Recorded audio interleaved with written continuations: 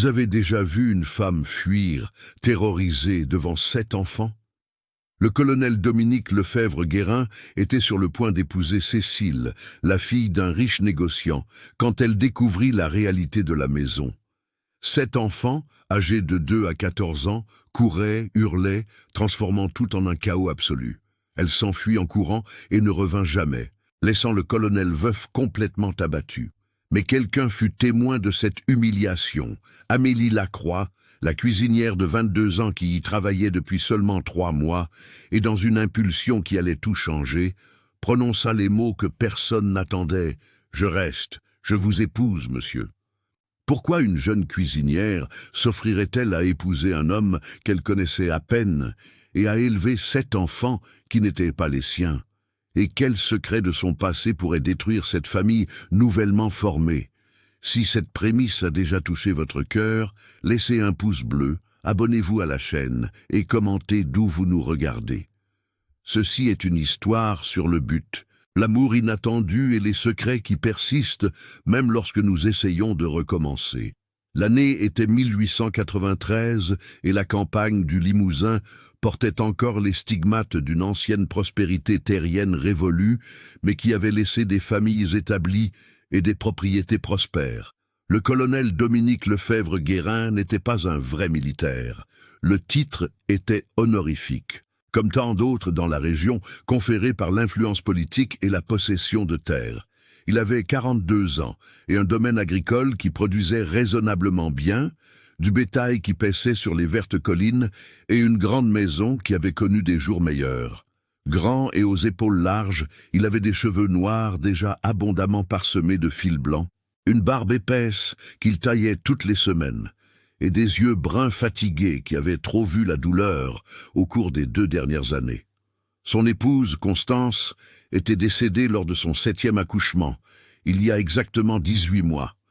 Le bébé avait survécu, une petite fille qui avait maintenant 2 ans et ne se souvenait pas de sa mère.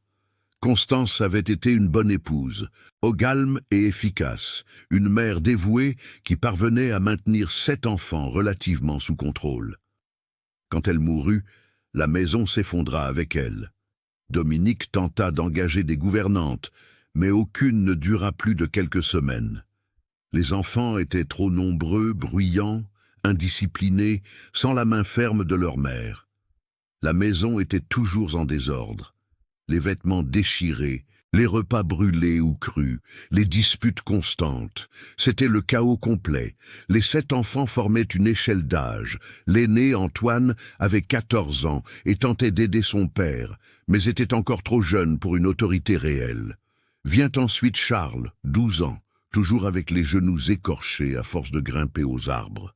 Béatrice avait 10 ans et ressemblait le plus à sa mère, essayant de s'occuper des plus jeunes, mais n'étant elle aussi qu'une enfant. Louis avait 8 ans et était le plus espiègle, faisant toujours des bêtises. Thérèse avait 6 ans et pleurait pour un rien. Michel avait 4 ans et portait encore des couches parfois, car personne n'avait la patience de lui apprendre correctement. Et la petite Isabelle, 2 ans, qui parlait à peine, mais criait fort quand elle était contrariée. Dominique aimait désespérément ses enfants, mais il était submergé. Il se levait avant l'aube pour travailler à la ferme. Il revenait à midi pour résoudre les problèmes de la maison. Il retournait au champ jusqu'au crépuscule. Ensuite, il affrontait des dîners chaotiques où tous parlaient en même temps, se disputaient la nourriture, renversaient des verres. Le soir, il mettait les plus jeunes au lit, vérifiait si les plus grands avaient fait leur devoir avec le précepteur qui venait 3 fois par semaine et s'effondrait dans son lit, trop épuisé pour bien dormir. Il était à bout. C'est alors que sa sœur, Madame Martine, mariée à un commerçant prospère du bourg, suggéra la solution évidente. Il fallait se remarier, pas par amour. Ce serait un luxe qu'un homme veuf avec 7 enfants ne pouvait se permettre, mais par nécessité. Il fallait une femme dans la maison, quelqu'un qui s'occuperait des enfants, gérerait les employés, ramènerait de l'ordre au chaos. Martine avait même déjà une candidate en tête, Cécile, fille de son compère Benoît, propriétaire du plus grand magasin de tissus de la région. Cécile avait 25 ans, encore célibataire car trop exigeante, mais la famille était impatiente de la marier. Elle était jolie, éduquée, savait lire et écrire, jouer du piano, sur le papier, parfaite. Dominique rencontra Cécile lors d'un dîner formel chez Martine. Elle était vraiment jolie, des cheveux blonds rares dans la région, des yeux bleus, une peau claire protégée du soleil, une robe en tissu coûteux qui montrait la prospérité de la famille. Ils conversèrent poliment. Cécile parla de musique, de broderie, des romans français qu'elle lisait. Dominique parla de la ferme, de la récolte, des sujets pratiques. À la fin de la soirée, avec les familles qui faisaient pression, il fut convenu qu'elles visiteraient la ferme pour connaître la maison et les enfants. Et, si tout se passait bien, ils se marieraient dans 2 mois.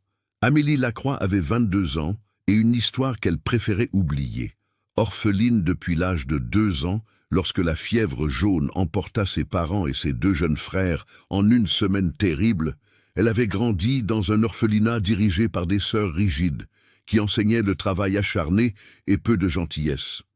À 16 ans, elle partit travailler comme femme de chambre. Elle passa par 5 maisons en 6 ans, chacune avec ses propres problèmes. Maîtresse cruelle, patron aux mains baladeuses, enfant gâté, travail excessif pour un salaire misérable. Dans la dernière maison, le fils du patron tenta de la forcer une nuit dont elle faisait encore des cauchemars. Amélie s'enfuit au milieu de la nuit, n'emportant que les vêtements qu'elle portait et quelques sous qu'elle avait économisés.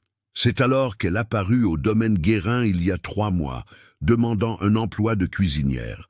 Dominique avait désespérément besoin de quelqu'un à la cuisine après le départ de la précédente sans préavis. Il l'embaucha donc sur le champ. Amélie était petite et mince, avec des cheveux bruns toujours noués en un chignon serré, des yeux bruns, trop grands pour son visage, des mains calleuses de longues années de travail acharné. Elle n'était pas belle au sens conventionnel, mais elle avait un visage honnête, une expression douce, même quand elle était fatiguée, et une gentillesse que les enfants remarquèrent immédiatement. Dès le premier jour, Amélie tomba sous le charme de ces 7 enfants bruyants et chaotiques. Elle voyait en eux ce qu'elle avait été elle-même, des orphelins de mère ayant besoin d'amour et de structure. Elle commença petit à petit, préparant des biscuits supplémentaires et les laissant sur la table de la cuisine pour leur retour de l'école. Elle raccommodait les vêtements déchirés pendant son temps libre. Elle chantait des chansons qu'elle avait apprises de sa mère pendant qu'elle cuisinait, et les enfants venaient à la cuisine juste pour l'écouter. Elle séparait les querelles avec fermeté, mais sans crier. En 3 mois, les enfants l'adoraient déjà, mais elle n'était que la cuisinière. Elle n'avait pas d'autorité réelle, ne pouvait pas faire de changements significatifs. Elle observait juste de loin et souhaitait pouvoir faire davantage. L'après-midi du mardi d'août, lorsque Cécile devait venir visiter la maison, Dominique était nerveux comme un jeune homme à son premier bal. Il ordonna un nettoyage général, fit prendre un bain à tous les enfants et leur fit revêtir leurs meilleurs vêtements. Il menaça de sévères conséquences s'ils ne se comportaient pas. Amélie prépara un goûter spécial, un gâteau de maïs encore chaud, du café frais, des petits gâteaux au tapioca croustillant. La maison était, pour la première fois depuis des mois, présentable. Cécile arriva dans une calèche élégante, accompagnée de sa mère et de Madame Martine. Elle portait une robe rose claire avec beaucoup de volants, un chapeau orné de fleurs artificielles, des gants blancs immaculés. Elle ressemblait à une poupée de porcelaine descendant de la calèche, prenant soin de ne pas salir ses chaussures dans la terre rouge du chemin. Dominique les reçut sur la véranda, les enfants alignés derrière lui par ordre de taille, tous avec des expressions mêlées de curiosité et d'appréhension. Dominique présenta chaque enfant. Antoine salua poliment. Charles tenta de lui serrer la main, mais Cécile recula, regardant les mains du garçon comme si elles étaient contaminées. Béatrice fit une révérence répétée. Louis était agité, taquinant Michel, qui le taquinait en retour. Thérèse se cachait derrière Béatrice. Isabelle se mit à pleurer sans raison apparente, juste parce qu'elle sentait l'attention dans l'air. « Allons vous montrer la maison », suggéra Dominique, essayant de paraître confiant. Ils entrèrent dans le salon et c'est alors que les choses commencèrent à s'écrouler. Michel trébucha sur ses propres pieds et tomba, faisant tomber un vase qui se brisa en 1000 morceaux. Cécile poussa un cri aigu, Louis se mit à rire, ce qui fit rire Thérèse aussi, ce qui agaça Michel, qui se mit à pleurer fort. Isabelle, effrayée par le bruit, se mit à crier aussi. Charles tenta d'aider à nettoyer, mais se coupa le doigt avec un morceau de verre et commença à saigner, tachant le tapis. Béatrice tenta de contrôler les plus jeunes, mais finit par crier sur eux, ce qui ne fit qu'amplifier le vacarme. Antoine resta immobile, ne sachant que faire, rouge de honte. En moins de 5 minutes, la maison était redevenue le chaos absolu. Des enfants courant, hurlant, pleurant, saignant. Dominique tenta de rétablir l'ordre, mais sa voix se joignit seulement au cœur des cris. Cécile était pâle. Sa mère était scandalisée. Madame Martine tentait de minimiser les dégâts, disant que ce n'était généralement pas comme ça, mais c'était évidemment le cas. Cécile regarda autour d'elle. Le sol jonché de tessons, du sang sur le tapis, des enfants hurlant, un vacarme assourdissant, le chaos complet. Et puis, sans dire un mot, elle se retourna et partit. Elle retourna simplement à la calèche, sa mère courant derrière elle, Madame Martine essayant de la convaincre de rester, mais Cécile était déterminée. Elle monta dans la calèche et claqua la porte. À travers la fenêtre, Dominique vit son visage, et pur dégoût mêlé de soulagement d'échapper. La calèche partit au galop, soulevant de la poussière rouge, et Dominique resta immobile sur la véranda, observant jusqu'à ce qu'elle disparaisse. Les enfants s'étaient enfin tus, réalisant que quelque chose de terrible s'était passé. Antoine s'approcha de son père. « Elle ne reviendra pas, n'est-ce pas ?» Dominique secoua la tête, incapable de parler. Il rentra dans la maison, regarda le chaos, ses enfants avec des expressions coupables et effrayées, et quelque chose en lui se brisa. Il s'effondra sur une chaise de la salle à manger, plongea sa tête dans ses mains et, pour la première fois depuis l'enterrement de Constance, pleura. Pas fort, pas de manière dramatique, mais des larmes silencieuses d'un homme complètement abattu. « Personne ne voudra de cette famille, » murmura-t-il à lui-même. « Nous sommes trop nombreux, trop désordonnés, trop impossibles. » Amélie avait tout vu de la cuisine. Elle avait vu la visite arriver, elle avait vu le chaos exploser. Elle avait vu Cécile fuir et maintenant, regardant à travers la porte entr'ouverte, elle voyait cet homme fort et fier pleurer, tandis que 7 enfants l'observaient sans savoir comment aider. Quelque chose en elle se mit en mouvement, une certitude qui n'avait aucun sens logique, mais qui faisait sens dans son cœur. Amélie sécha ses mains sur son tablier, lissa ses cheveux, même si quelques mèches rebelles s'échappèrent du chignon, inspira profondément et entra dans la salle à manger. Les enfants la regardèrent surpris. Dominique ne leva même pas la tête. « Colonel », dit-elle, et sa voix était ferme, malgré son cœur qui martelait. « Je reste. » Dominique leva lentement la tête, les yeux rougis par les pleurs. « Quoi ?» Amélie fit un pas en avant. « Je reste. Je vous épouse, monsieur. Je m'occupe des enfants. Je m'occupe de la maison. Je reste. » Dominique la regarda comme si elle avait perdu la tête. « Amélie, vous êtes la cuisinière. Vous avez 20 ans. Vous ne me connaissez même pas vraiment. Pourquoi feriez-vous ça ?» Amélie regarda les 7 enfants qui l'observaient, les yeux écarquillés. Parce que ces enfants ont besoin d'une mère, parce que cette maison a besoin d'ordre, parce que je sais ce que c'est de grandir sans famille et je ne veux pas ça pour eux, et parce que j'ai besoin d'un but. J'ai travaillé dans de nombreuses maisons où je n'étais qu'une employée invisible. Ici, je peux être quelque chose de plus. Je peux avoir de l'importance. Si vous êtes ému par ce rebondissement, laissez un pouce bleu et abonnez-vous à la chaîne. Vous ne savez pas dans quoi vous vous engagez, Amélie, dit Dominique, mais il y avait une étincelle d'espoir dans ses yeux. Ce sont 7 enfants bruyants, impossibles, chaotiques. Vous avez vu ce qui s'est passé ici aujourd'hui? C'est comme ça tous les jours. Je sais, répondit Amélie.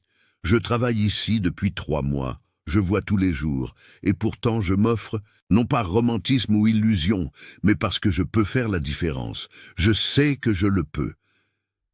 Dominique se leva, s'approcha d'elle, la regarda vraiment, regarda cette jeune cuisinière qui était passée inaperçue pendant 3 mois. Il vit la détermination dans ses yeux bruns, la fermeté dans sa posture, bien qu'elle soit si petite, l'honnêteté sur son visage. « Ce n'est pas de l'amour que vous offrez, c'est du travail. »« C'est plus que du travail, » corrigea Amélie. « C'est un but, c'est une famille. Et peut-être que l'amour viendra après, ou pas, mais nous serons des partenaires travaillant ensemble pour le bien de ces enfants. Cela suffit-il » Dominique regarda ses enfants. Antoine avait une expression pleine d'espoir. Béatrice souriait. Les plus jeunes ne comprenaient pas entièrement, mais sentaient que quelque chose de bon se passait.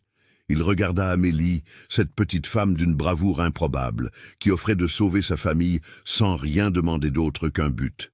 « Êtes-vous absolument sûr, parce qu'une fois que c'est fait, il n'y a plus de retour en arrière ?»« J'en suis certaine, » dit Amélie. Et c'était vrai. « Alors, nous nous marions, » répondit Dominique en lui tendant la main.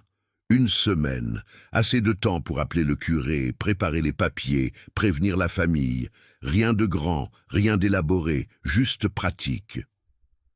Amélie lui serra la main, et dans cette poignée de main, ils scellèrent un accord qui était plus une affaire qu'un roman, plus un partenariat qu'une passion, mais qui était réel. C'était honnête, et c'était peut-être exactement ce dont ils avaient tous deux besoin.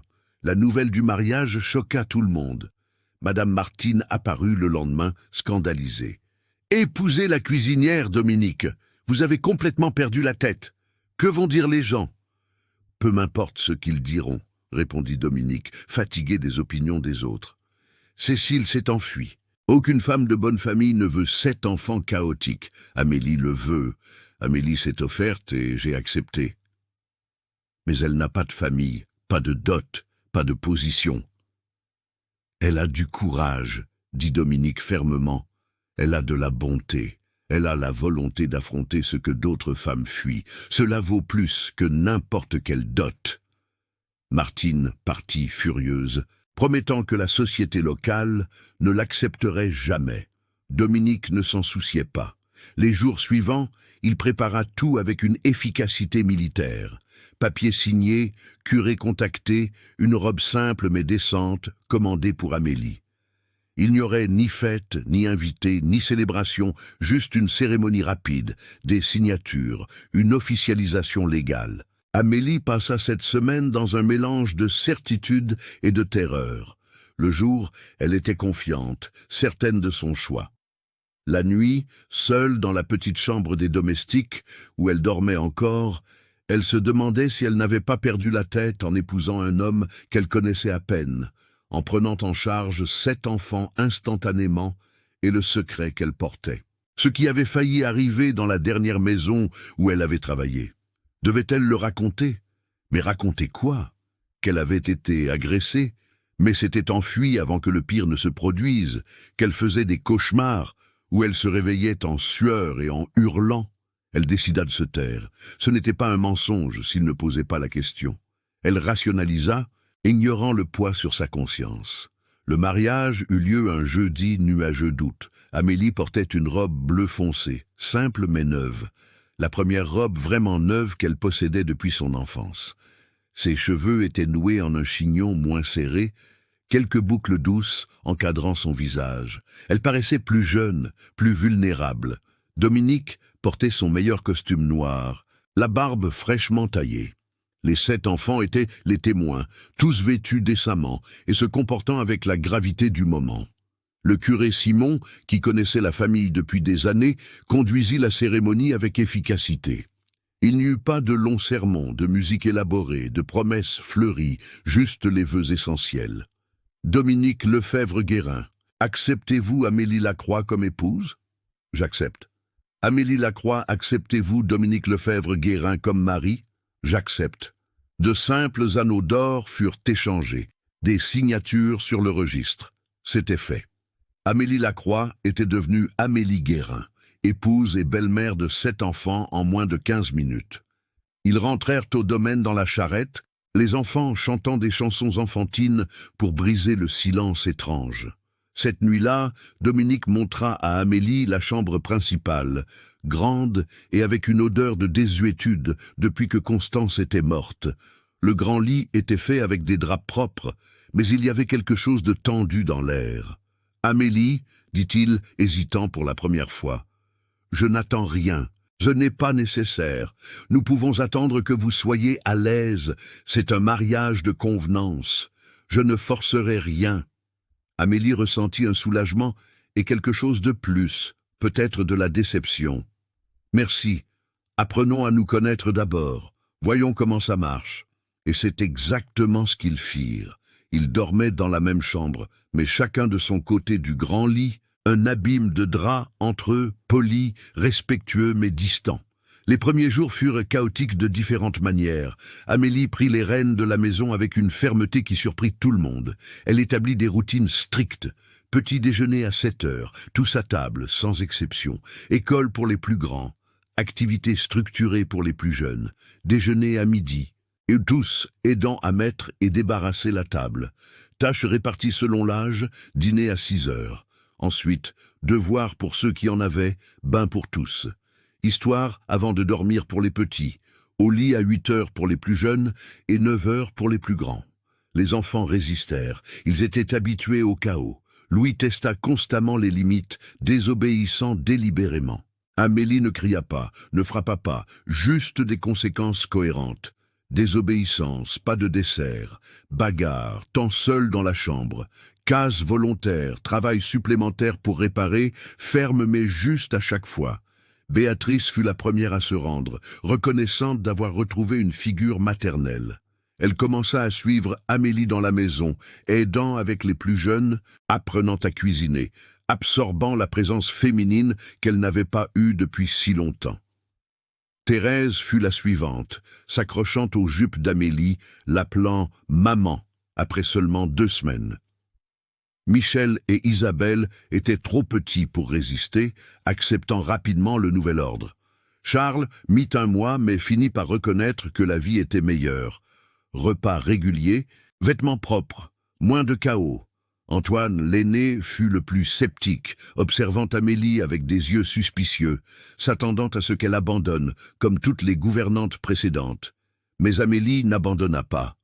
Quand Louis grimpa sur le toit et resta coincé, effrayé de descendre, ce fut Amélie qui monta le chercher, le tenant fermement pendant qu'il descendait, puis le serrant dans ses bras, quand il finit par pleurer de peur et de honte. Quand Thérèse fit des cauchemars 3 nuits de suite, ce fut Amélie qui s'assit au bord du lit jusqu'à ce qu'elle se rendorme, chantant des chansons douces. Quand Michel mouilla son lit, trop honteux pour le dire, ce fut Amélie qui changea les draps sans jugement, avec juste de la gentillesse. Quand Isabelle eut une forte fièvre, ce fut Amélie qui resta éveillée toute la nuit avec des linges frais sur le front de la petite fille, priant doucement pour que la fièvre tombe. Dominique observait tout avec une admiration croissante. Cette femme qui avait accepté sa famille par convenance se révélait être exactement ce dont ils avaient besoin.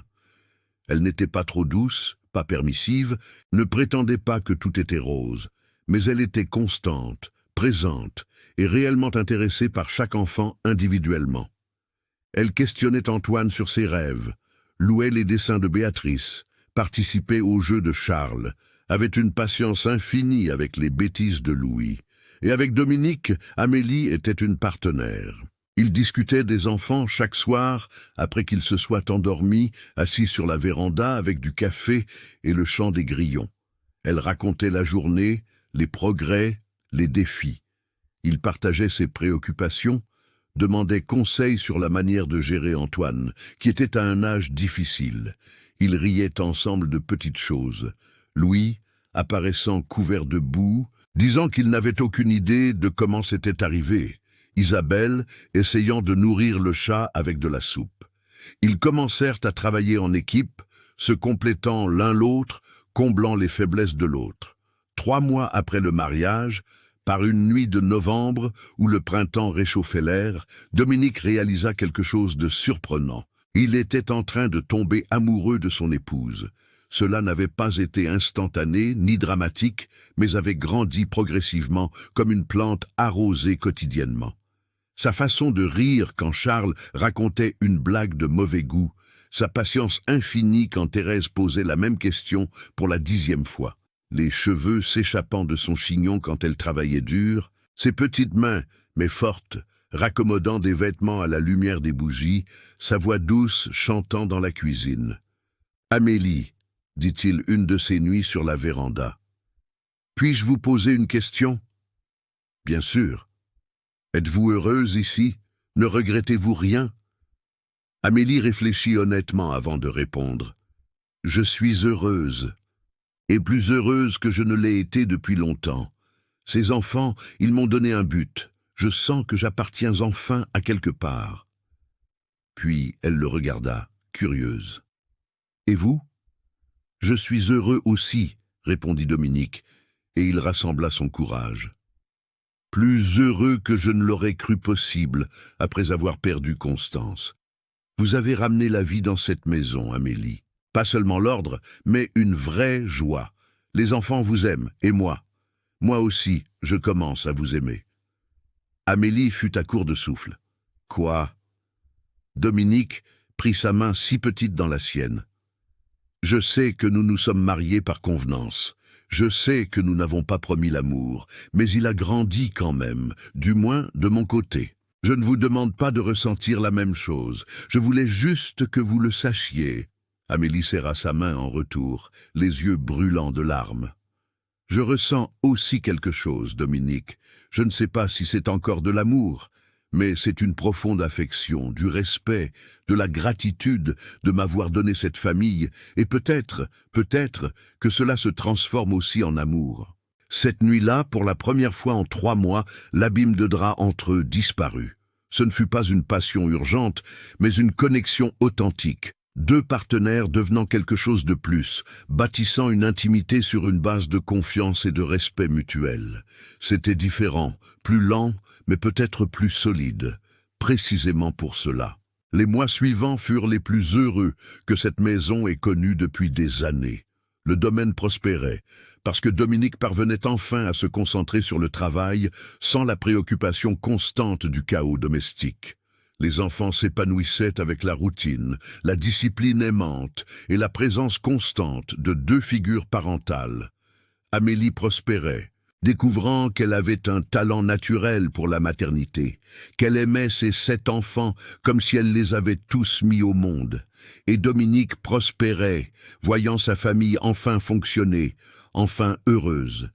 Mais les secrets ont l'habitude de refaire surface quand on s'y attend le moins.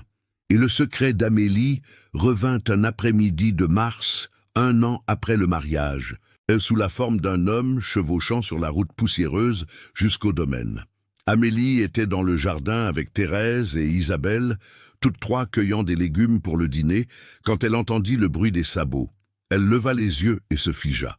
Elle reconnut le cavalier immédiatement, Rodrigue Martin, fils de son dernier patron avant d'arriver ici, l'homme qui avait tenté de la forcer cette nuit terrible. « Amélie » dit-il, descendant de son cheval avec ce sourire qu'elle trouvait autrefois charmant, mais qu'elle voyait maintenant comme prédateur. « Enfin je vous ai trouvé. Vous fuyez depuis 1 an. Savez-vous combien de mal j'ai eu à vous localiser ?»« Que voulez-vous » demanda Amélie, se plaçant instinctivement devant les fillettes. « Je suis venu chercher ce qui m'appartient, » répondit Rodrigue, faisant un pas en avant. « Vous me devez une nuit, vous vous souvenez? Vous vous êtes enfui avant de payer vos dettes. »« Je ne vous dois rien, » dit Amélie, tremblante mais ferme.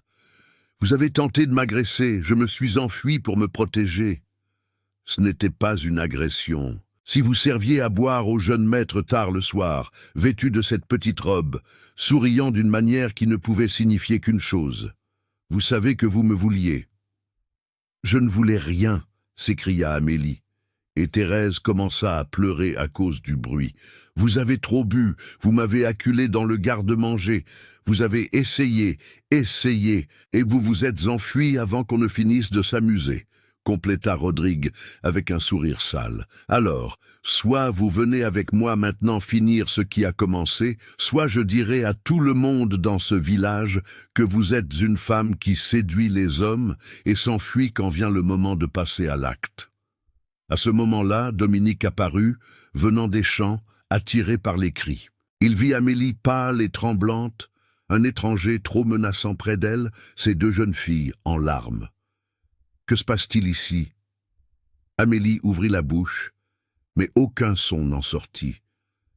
Le secret qu'elle avait gardé pendant 1 an, qu'elle avait tenté d'oublier, était là devant tous, sur le point de détruire tout ce qu'elle avait construit. Rodrigue se tourna vers Dominique avec la confiance d'un homme riche, habitué à obtenir ce qu'il veut.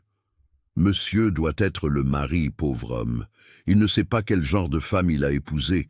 Cette femme m'a séduit quand elle travaillait chez mon père. Puis elle s'est enfuie comme une voleuse dans la nuit. Je suis venu chercher justice. C'est un mensonge. Amélie trouva enfin sa voix. Il ment, Dominique. Je travaillais là-bas, c'est vrai, mais je n'ai séduit personne. Il a trop bu lors d'une fête, m'a acculé, a tenté de me forcer. Je me suis enfui et je suis arrivé ici. Je n'ai rien dit parce que j'avais honte, parce que j'avais peur, parce que je pensais qu'en m'éloignant, le cauchemar prendrait fin. Désolé de ne pas l'avoir dit, mais je n'ai rien fait de mal. Je jure que non. Dominique regarda son épouse, vit la terreur dans ses yeux, son corps tremblant, son honnêteté désespérée. Puis il regarda Rodrigue, vit l'arrogance, la cruauté mal dissimulée, le genre d'homme qu'il connaissait bien, privilégié, habitué à utiliser les personnes plus faibles. Il crut Amélie instantanément. « Sortez de ma propriété, dit Dominique, la voix dangereusement basse. Vous n'allez même pas écouter ma version? Demanda Rodrigue, feignant l'indignation. Pas besoin. Je connais ma femme depuis 1 an. Je sais qui elle est, honnête, travailleuse, intègre. Si elle dit que vous l'avez agressée, alors vous l'avez agressée. Et si vous ne quittez pas les lieux dans 10 secondes, je n'appellerai pas les autorités. Je m'en occuperai personnellement et je vous promets que le résultat ne vous plaira pas. Rodrigue regarda Dominique, évalua l'homme, qui était plus grand, plus fort, plus âgé, mais toujours dangereux lorsqu'il protégeait sa famille. Il calcula rapidement que ça n'en valait pas la peine. Il avait d'autres divertissements, d'autres servantes vulnérables à chasser. Celle-ci n'était pas assez spéciale pour risquer une raclée de la part d'un propriétaire terrien furieux. Il remonta sur son cheval avec une fausse dignité. « Je pense toujours que je méritais des excuses appropriées. Mais si vous préférez défendre son honneur discutable, c'est votre problème. Bonne chance avec celle-là. » Il partit au galop, soulevant la poussière. Et quand il disparut au tournant de la route, Amélie s'effondra sur le sol, sanglotant. Dominique la prit dans ses bras, la porta à l'intérieur, tandis que Béatrice, qui était sortie en entendant les cris, emmenait les 2 plus jeunes, effrayés. Dans le salon, il s'assit sur le canapé, tenant toujours Amélie comme un enfant, la laissant pleurer jusqu'à ce qu'elle n'ait plus de larmes. « Je suis désolée, » murmura-t-elle finalement. « Désolée de ne pas l'avoir dit. J'avais tellement peur que vous ne me croyiez pas, que vous pensiez que j'avais provoqué, que vous me renvoyiez. »« Jamais, » dit Dominique avec fermeté, écartant les cheveux collés à son visage mouillé. « Je ne douterai jamais de vous, Amélie. Je connais votre caractère. Je sais qui vous êtes. Et vous êtes une victime, pas une coupable. Jamais coupable. » Amélie le regarda à travers ses larmes. « Vous me croyez vraiment? Comme ça, sans douter? »« Je vous crois entièrement, » répondit-il, embrassant son front. « Et si ce misérable revient, il le regrettera. Personne ne menace ma femme, personne n'effraie ma famille. » Cette nuit-là, après que tous les enfants furent endormis, Dominique tint Amélie dans le lit, juste enlacée, juste une présence réconfortante. Elle raconta tout, l'agression, la peur, la fuite, les cauchemars qu'elle faisait encore parfois. Il écouta tout, lui offrit force et acceptation inconditionnelle, et Amélie sentit enfin le poids du secret s'envoler de ses épaules. Les jours suivants, Dominique tint à apparaître avec Amélie au village. Bras dessus, bras dessous. la présentant fièrement comme son épouse. Quand il entendit des chuchotements sur l'incident avec Rodrigue, car les rumeurs voyagent vite à la campagne, il confronta publiquement, déclarant haut et fort que son épouse avait été victime d'une agression et que quiconque mettrait en question son honneur aurait affaire à lui personnellement. La société locale, on qui respectait le colonel, même si elle fronçait le nez à l'idée qu'il ait épousé la cuisinière, se tut. Les commérages moururent rapidement et la vie reprit son cours normal. Mais c'était un normal différent, plus profond. Amélie, enfin sans secret, enfin acceptée complètement. Dominique ayant prouvé que l'amour véritable, c'est choisir la personne même quand c'est difficile. Les enfants continuèrent de grandir, s'épanouissant sous la garde de parents qui s'aimaient non par passion aveugle, mais par une construction quotidienne de partenariat et de respect. 2 ans après le mariage, Amélie donna naissance à leur 8e enfant, une fille qu'ils appelèrent Constance, en hommage à la première épouse. Car Amélie avait un cœur assez grand pour honorer la mère qui l'avait précédée. Les 7 plus âgés adorèrent le bébé. Antoine, maintenant âgé de 17 ans et sur le point d'étudier le droit à la capitale, tenait sa petite sœur avec une douceur surprenante. Béatrice était une seconde mère. Les plus jeunes étaient des aides enthousiastes, quoique désordonnées. Si cette histoire d'amour bâtie sur l'honnêteté et les secondes chances a touché votre cœur, laissez un pouce bleu, abonnez-vous à la chaîne et activez les notifications pour ne pas manquer d'autres histoires émouvantes. Partagez avec quelqu'un qui a besoin de se souvenir que la famille n'est pas parfaite, mais qu'elle est parfaite quand elle a un amour véritable. Et parfois, la bonne personne est plus proche que nous ne l'imaginons, attendant juste le bon moment.